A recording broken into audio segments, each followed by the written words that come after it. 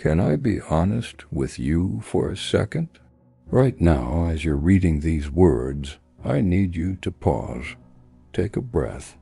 Because if this message found its way to you today, it's not random. You didn't stumble here by accident. Something in you clicked on this because you're exhausted from wearing a mask that says, "I'm fine," when your heart is screaming something completely different. You've been strong for so long that people actually believe you don't need anyone. They see your smile and assume you're okay.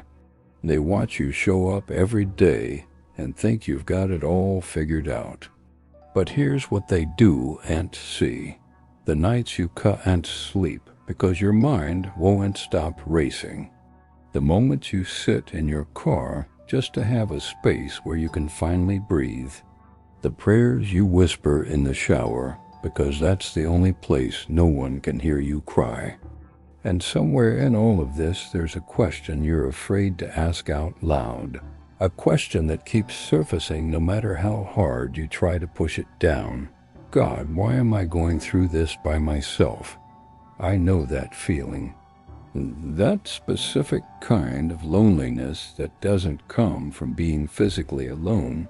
It comes from fighting battles that no one else can see. You can be surrounded by people and still feel completely isolated because nobody really knows what you're carrying. Nobody asks the right questions. Nobody checks in deeper than surface level. And honestly, you've gotten so good at hiding it that they'd never guess you're barely holding on. There was a time when things felt different, wasn't there? When encouragement came easily, when people rallied around you, when you didn't have to be this strong, this silent, this self-sufficient. But something shifted. The calls stopped coming. The support faded. And now you're here showing up every single day with responsibilities weighing on your shoulders, pain you can't fully express, and prayers that feel like they bouncing off the ceiling, wondering why the same. God, who once surrounded you with help, now seems to be watching you walk this road completely alone. Here's what I've learned, and it might sting at first, but stay with me. God's silence doesn't mean He's abandoned you. His apparent distance isn't disinterest or punishment. Sometimes, and I know this is hard to hear, God intentionally removes the human support you've been leaning on because He wants you to discover something you'd never find otherwise. Something deeper, something unshakable, something that can only be built when there's nobody else to turn to. Think about it. When people are present, we naturally lean on their reassurance, their validation, their comfort. We draw strength from their words, their presence, their approval.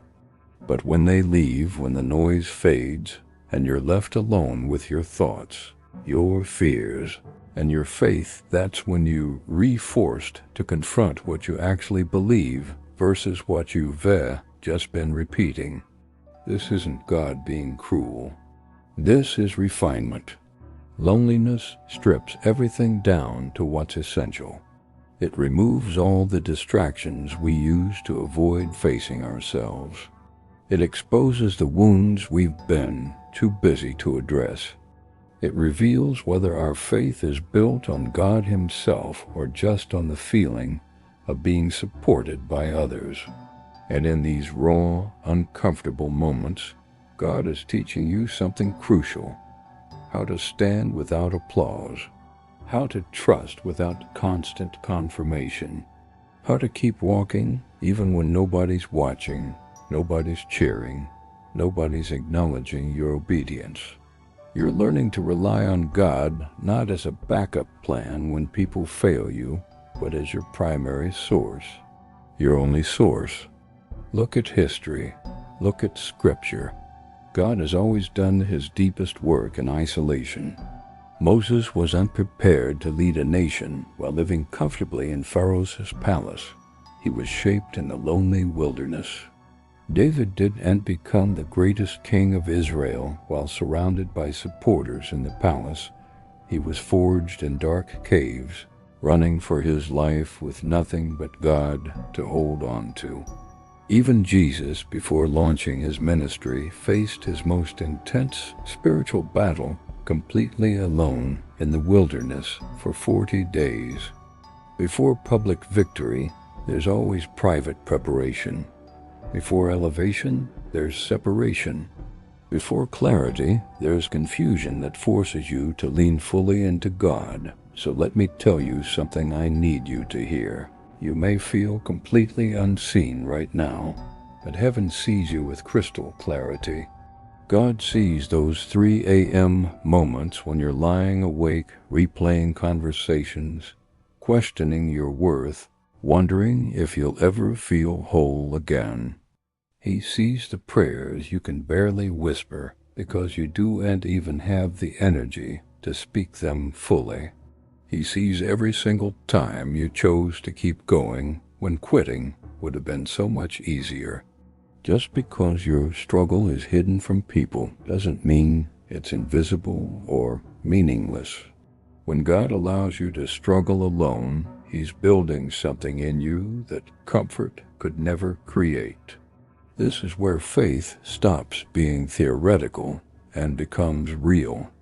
Not the sunshine and rainbows faith that celebrates blessings and good days, but the kind of faith that survives the darkest nights, the kind that holds on when absolutely nothing changes, the kind that trusts God's character even when you can't understand His timing.